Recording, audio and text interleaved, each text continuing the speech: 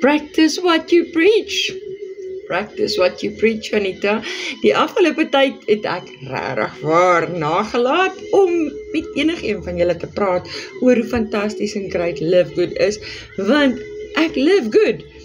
Ek het George toegetrek, ek het uitgepak en al die goeders en mother of me, ons almal weet hoeveel effort dit vat om te trek. Dit is nie 'n grapie.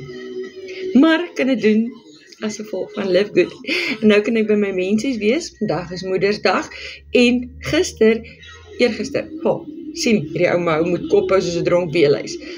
Eergister was dit ouma dag, by die tweede oudste kleintjies se skooltjie. So, ek is baie bly om hier te kan wees, en alles danksy Live Good. Soos jy ook elke donderdag betaal word, en elke einde van die maand, vra my hoe.